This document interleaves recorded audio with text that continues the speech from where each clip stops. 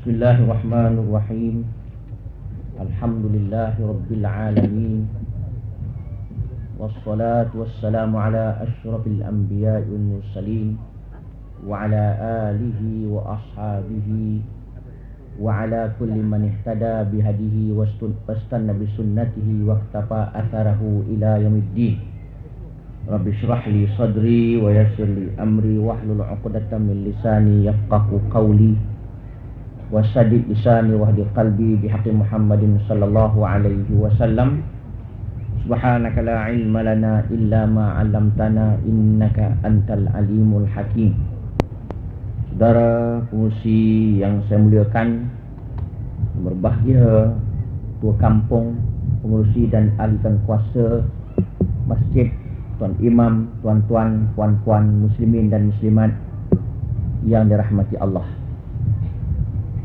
Alhamdulillah, kita bersama-sama merapatkan kesyukuran kehadirat Allah Subhanahu wa taala kerana pada malam yang berbahagia, yang bertuah ini terdapat bersama-sama berkumpul di padang ini sempena dengan syarahan ramah perdana. Pada malam yang berbahagia ini, mudah-mudahan diberkati dan diridai oleh Allah Subhanahu wa taala. Alhamdulillah, nampak gayanya penuh sesak di padang ini. Mudah-mudahan nanti kita akan sama-sama bersesak-sesak ke arah ke syurga, insya-Allah. Mudah-mudahan dengan daya usaha ikhtiar kita untuk mendapatkan sebanyak ilmu pengetahuan akan menjadikan bekalan, akan menjadikan suatu perantara untuk kita meniti titian ke arah syurga Jannatul Firdaus, insya-Allah. Saya pergi mana-mana pun rasa sekarang ini terharu dan rasa amat gembira, kerana mana-mana syarahan pun terlalu ramai. Saya baru balik Kuching semalam, kuliah subuh pun hampir 1,000 orang. Sebelum itu saya ke Brunei, kuliah subuh saja, belum ceramah biasa. Kuliah subuh sana, sembahyang subuh pukul 5. Kita sembahyang subuh pukul 6. Boleh bangun pukul 4. Maknanya mereka sembahyang subuh pukul 5 mesti bangun pukul 4. Kita sembahyang subuh pukul 6, bangun pukul 7. Kan buat malu aja tu.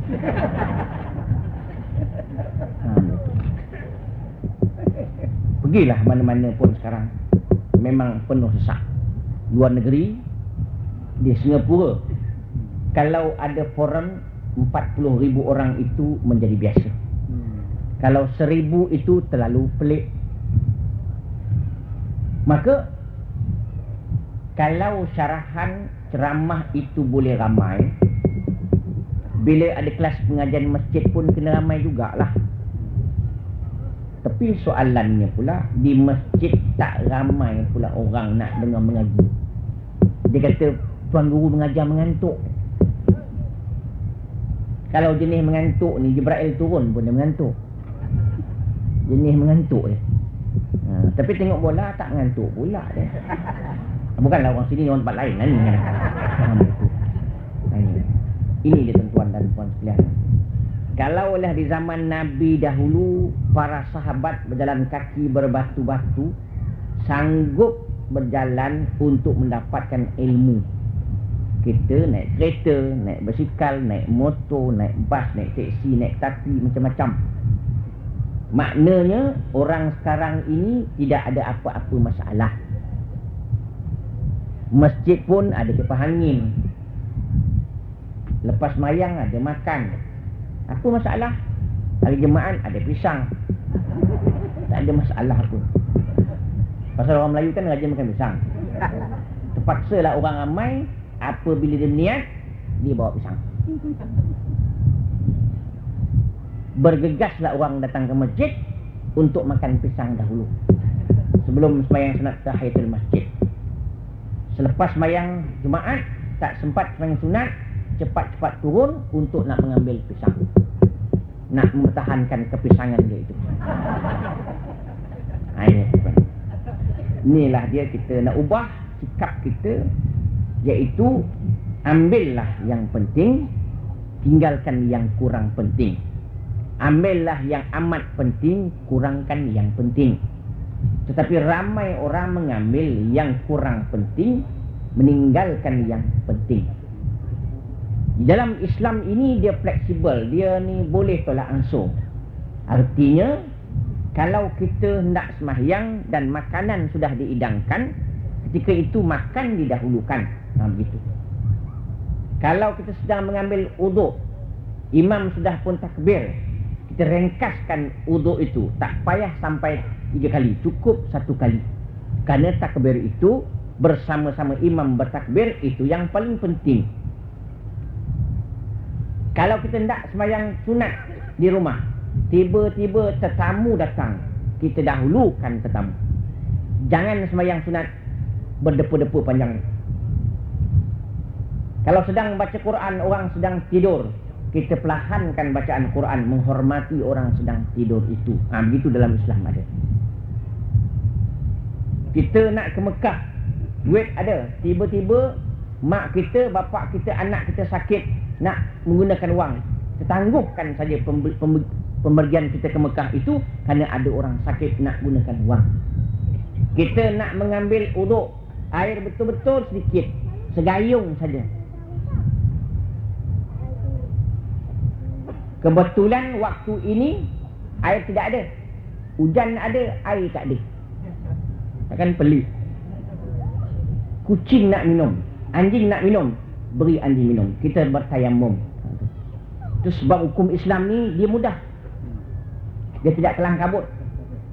Isteri nak berpuasa sunat, suami ada di rumah, minta izin, dia kata tak boleh, tak boleh. Dahulukan hak suami itu. Bang, boleh saya puasa sunat tak bang? Minta maaf, jangan. Apa? Ada hal sikit.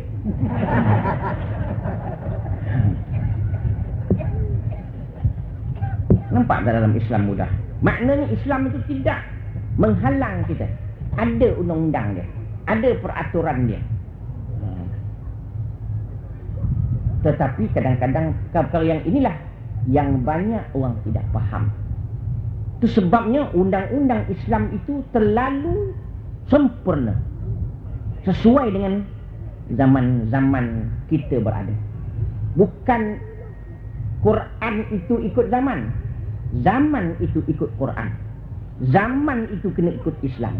Itu sebab zaman Nabi Adam tidak ada undang-undang potong tangan, tak ada. Pasal kerana ketika itu tidak ada orang mencuri. Pasal apa tidak ada orang mencuri? Orang pun tak ada. Betul. Sangat kena jam bayar. Cepat sangat, nanti dulu. Ini kan. Banyak orang tak faham. Saya nak pesan begini. Kita ni sama-sama orang Islam. Saya sayangkan tuan-tuan, sebagai umat Islam, kita sama-sama masuk syurga, InsyaAllah. Kalau kita mengambil Islam itu secara menyeluruh. Begitu aja. Jangan bila kita semayang, kita ikut Quran. Bila puasa, ikut Quran. Haji bukan main takut kalau tak sah. Malam tak tidur. Ustaz kalau melontar begini ke? Begini ke? Takut sangat. Orang perempuan jangan angkat ketiak.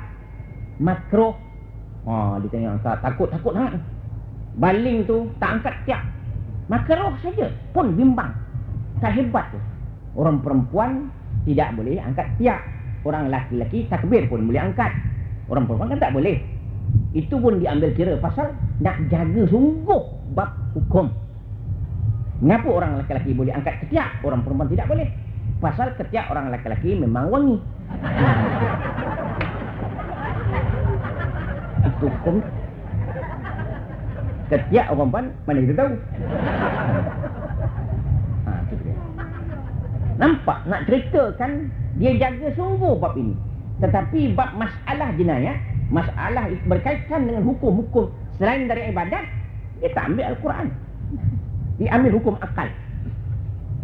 Katanya kalau sekiranya kita rotan orang minum arak, orang India, orang Cina tak kena rotan, kan tak adil. Sebenarnya adil dalam pandangan Allah Ta'ala bukan sama rata.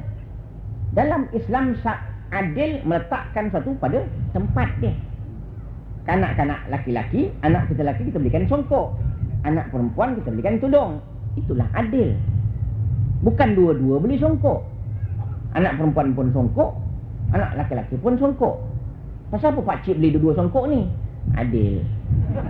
Itu bukan adil, itu bangang namanya. Inilah dia tuan sebagai mukadimah. Belum start lagi ni. Sebenarnya kita ni ada dua. Satu jasmani, satu ruhani. Satu yang berbentuk benda, satu yang berbentuk bukan benda. Satu bentuk yang boleh dirasa, boleh dipegang, boleh dicium, boleh dipegang, dirasa. Yang lagi satu tak. Pegang tak boleh, tengok tak boleh, dengar pun tak boleh, apa pun tak boleh. Tetapi kadang-kadang ramai orang yang dipandang benda, tidak dipandangnya ruhani benda itu. Yang difikirkannya fizikal itu, jasmani itu, jasad itu, barang itu. Sebaliknya tak. Contoh yang amat mudah. Kita beli brus gigi satu, kita beli ubat gigi satu. Ubat gigi 1 bulan habis. Apa kita buat? Kita beli baru ubat gigi. Tetapi brus gigi itu tiap-tiap 3 bulan mesti tukar. Pasal rohani dia sudah habis. Tetapi apa yang orang buat? Ubat gigi habis, dia beli baru. Brus gigi 14 tahun tak pernah tukar. Tumbang-tumbang bulu kawan tu, dia pakai lagi. Tak saya balikkan cek bilik air. Bertahun-tahun brus gigi tak pernah tukar. Terentang kawan tu. Teruk aku ni. Nampak tak beza dia? Undang-undang brus gigi 3 bulan tukar. Undang-undang dia. Kerana rohani sudah tidak ada lagi. Jadi kita sekarang ini yang kita fikirkan ialah jasmani kasar. Betul. Jasad kita ini benda yang boleh dipegang. Wa bada'a khalqal insan min tin. Dan Allah memulakan ciptaan manusia itu daripada tanah. Kita ini berasal daripada tanah. Berasal daripada tanah. Kena ingat, kita ni berasal daripada tanah. Kena ingat, makan pun daripada hasil tanah. Makan lembu, lembu makan rumput, rumput daripada tanah. Makan kambing, kambing makan rumput, rumput daripada tanah. Nampak? Kita makan kambing, kambing makan rumput, kita makan rumput. Jangan lah makan rumput. Kan dah begitu dalam undang-undang ilmu mantik. Jika A maka B, jika B maka C, A adalah C. Kan begitu. Saya makan kambing, kambing makan rumput, saya makan rumput. Tak payah makan sayur, makan kambing ajalah. Orang asli kata, orang asli makan beruk, beruk makan buah. Orang asli makan buah. Orang Melayu makan ayam, ayam makan, orang Melayu makan. Tak faham, tak tahu lah. Begitu. Kita makan ikan, ikan makan lumut, lumut daripada tanah. Jin makan asap, asap daripada api. Pasal jin dicipta daripada api. Makanan pun daripada asap. Orang yang isap rokok, adik-adik jin.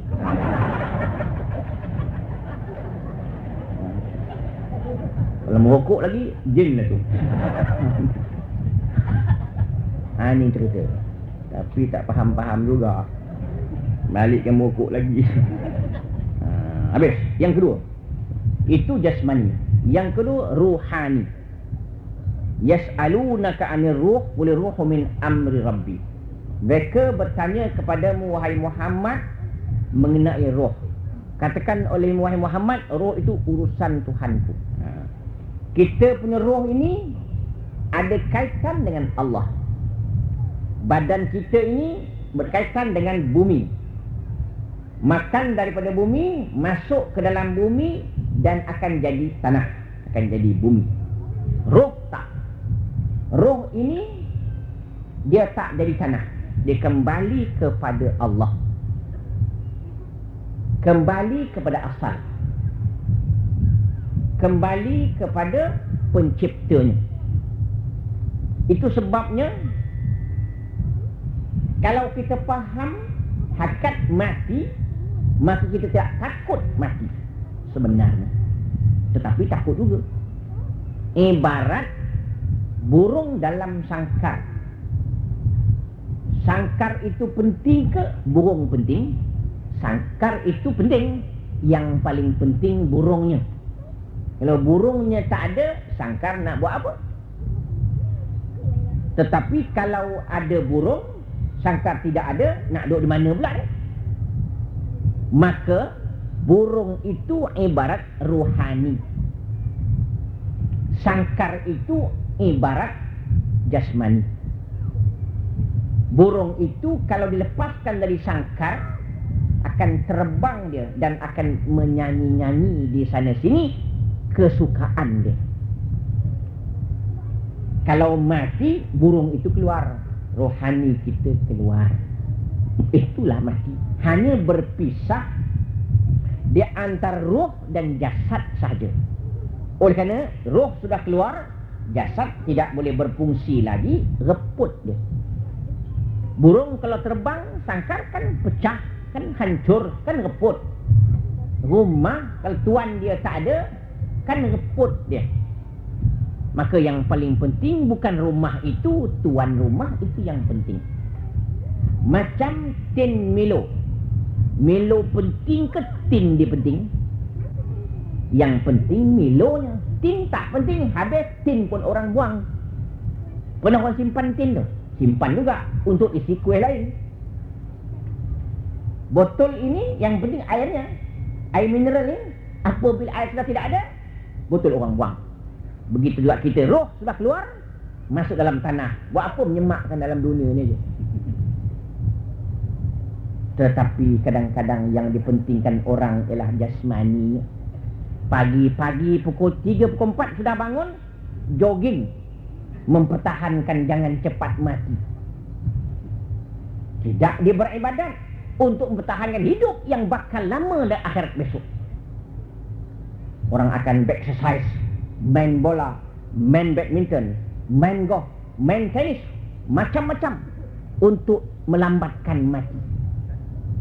Tetapi tidak dipertahankan hidupnya untuk hidup akhirat besok dengan beribadat kepada Allah Subhanahu Wa Taala. Orang perempuan sibuk nak mencantikkan bodinya,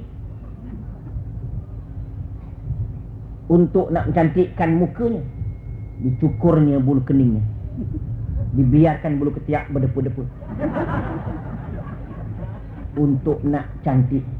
Tapi tak jaga cantik akhirat besok. Itu sebabnya yang nak penting itu rohani. Bukan tak boleh main badminton, main. Tetapi jangan sampai tergadai waktu untuk beribadat. Bukan tak boleh main bola, mainlah. Dengan syarat ikut undang-undang syarat. Nak main golf, mainlah. 4 jam, 5 jam pun jangan sampai semayang pukul 7 malam maghrib. Sudah hampir habis, hampir masuk. Asar baru nak semayang. Pasal bola tak masuk lubang lagi. Mana nak masuk lubang golf itu besar ni? Besok buat besar ni kan senang. Pukul je, boom, masuk kan senang. Sengaja dibuat itu untuk menyusahkan kepada kita. Dah tak ada kerja, dia pukul bola jauh, cari bola balik. Dah pukul sudah lah, cari buat apa? Dia orang main bola tu, ditendang ni bola, diburunya balik. Kan dapat, tendang balik. Dah dapat, bawa lah balik.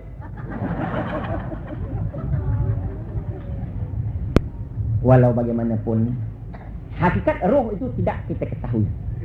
Hakikat roh tidak kita ketahui. Yang kita ketahui sifatnya. Pasal roh itu urusan Allah. Siapa pun tak boleh bincang, tak tahu. Bagaimana rupa tak tahu. Yang nak kita bincang ialah sifatnya. Pasal ada orang tu gembira, sedih, suka, duka, lara, macam-macam. Itu yang kita tahu. Siapa yang suka ni? Siapa yang gembira ni? Siapa yang risau ni? Siapa yang tak menentu hidup ni? Rohani dia. Tetapi rohani ini boleh mempengaruhi jasmaninya. Kalau terlalu gembira, terlalu suka, maka dia tak payah makan pun tak apa.